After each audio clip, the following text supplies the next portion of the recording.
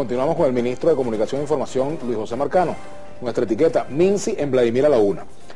Hay varios temas, bueno, quedamos pendientes con el de la opinión que tú tienes sobre los medios, pero antes de entrar allí, sobre los medios privados, me gustaría, por ejemplo, abordar la programación de los medios del Estado. Por ejemplo, la no presencia de factores opositores. ¿Por qué si es un canal del Estado? ¿Por qué si se llama el canal de todos los venezolanos? ¿Por qué no van los opositores a venezolanos de televisión? No podemos ver allí a la gente de la Mesa de la Unidad Democrática, cualquiera. Bueno, han estado. Yo te puedo decir, yo fui presidente del Canal 8 durante los últimos 3 meses del año 2015, el último trimestre. Y yo mismo invité a varios dirigentes de oposición que decidieron no asistir, otros asistieron. Puedo mencionar uno, Freddy Guevara. Bueno, estuvo en el programa de Ernesto hace poco, fue correcto, que vi en Telesur, pero... ahora, lo otro, mira... pero eso así agarrado con pinza. Bueno, pero fíjate, nosotros no tenemos... Yo, cuando tengo este tipo de discusiones con mucha gente, digo, mira, nosotros no podemos caer en chantaje de ningún tipo. La revolución bolivariana es una revolución bajo agresión, bajo asedio. Y parte del asedio es mediático. Los medios de la revolución bolivariana, los medios que están, digamos, para la defensa de la revolución bolivariana, son medios que evidentemente están en una batalla permanente. Bueno, tú fuiste presidente de Venezuela Televisión y un poco conoces de esta historia de los últimos años. Nosotros, por tanto, no caemos, intentamos no caer en ese chantaje de, bueno, pues tienen que estar y los otros y jugar a una especie de equilibrio y tal, que no sé. ¿No creen en el equilibrio? No creo en ese equilibrio, porque nosotros estamos en medio de una confrontación política. La revolución bolivariana está en construcción de un modelo que es antagónico con el modelo vigente, ¿no? Con el sistema capitalista. Y en ese sentido nosotros, en términos comunicacionales, tenemos a disposición de una fuerza política de la revolución bolivariana unos medios con los cuales construimos y pretendemos construir los valores que sustenten ese modelo que estamos construyendo. Así que en medio de esa confrontación nosotros tenemos perfecta claridad de cuál es nuestro rol en este escenario.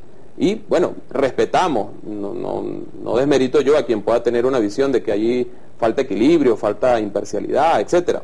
Solo que tenemos muy clara cuál es nuestro rol y tenemos nuestra visión acerca de qué hacer con lo que está a disposición de la revolución bolivariana. Ahora, cuando se contrasta, por ejemplo, si tú crees que tienes la razón, contrastar con el adversario permite reforzar esa idea, pues que si yo tengo el criterio correcto, tengo la política correcta, o como dicen algunos, estoy del lado correcto de la historia, como les gusta decir a algunos, pues, ¿por qué no confrontar con quien tiene una Bueno, se ha hecho, pero en todo caso, el tema del contraste y el debate de opiniones, de posturas políticas en nuestro país, yo creo que es algo permanente. Como nunca antes en nuestra historia hay una confrontación. Ahora, ¿tú no percibes en el terreno comunicacional acerca de las distintas visiones que hay en ¿Tú no el país? percibes que hay un cambio en los medios, tanto, bueno, en el caso de los medios privados, con respecto, por ejemplo, a lo que se vivió en el año 2002? ¿No percibes que las líneas de los medios ha variado en general, digamos, sobre todo en los medios audiovisuales?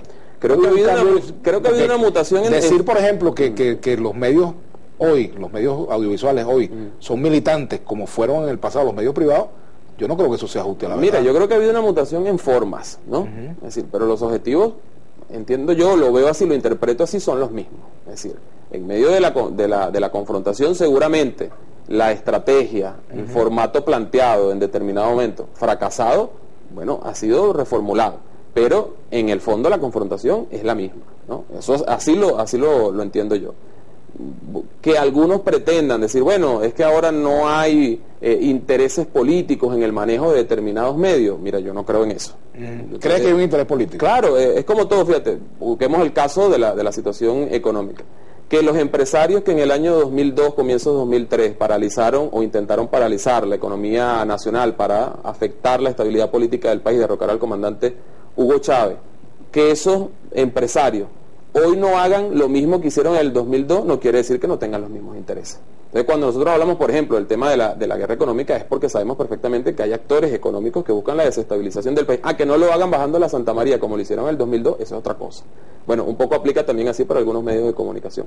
Que no se comporten como se comportaban hace 12 años, 14 años, no quiere decir que no tengan los mismos intereses y que generen acciones que busquen la desestabilización. Por ejemplo, tú estás en Globovisión hoy. ¿Tú te sientes aquí, por ejemplo, pudiéramos decir, en territorio Apache, como quien dice? No, aquí yo me siento cómodo. He venido en otras oportunidades. ¿Qué te gusta y qué no te gusta de Globovisión? Han venido otros responsables, otros dirigentes de la revolución. Y faltan muchos que a veces no quieren venir.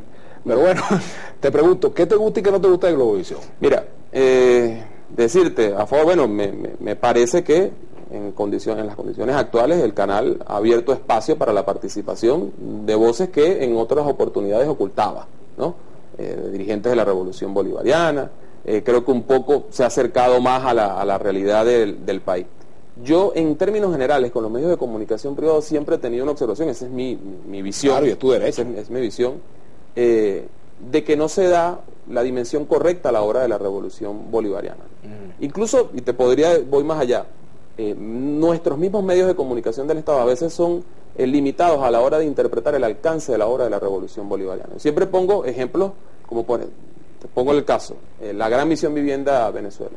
Estamos hablando de 1.100.000 viviendas que en 5 años han sido construidas. Es decir, estamos hablando más de 5 millones de venezolanos, de seres humanos que durante los últimos 5 años han adquirido vivienda, han dignificado su condición de vida. Ahora, en términos comunicacionales, los medios privados dan una justa dimensión a esa obra extraordinaria que es inédita en nuestro país e inédita en el mundo. Creo yo que no.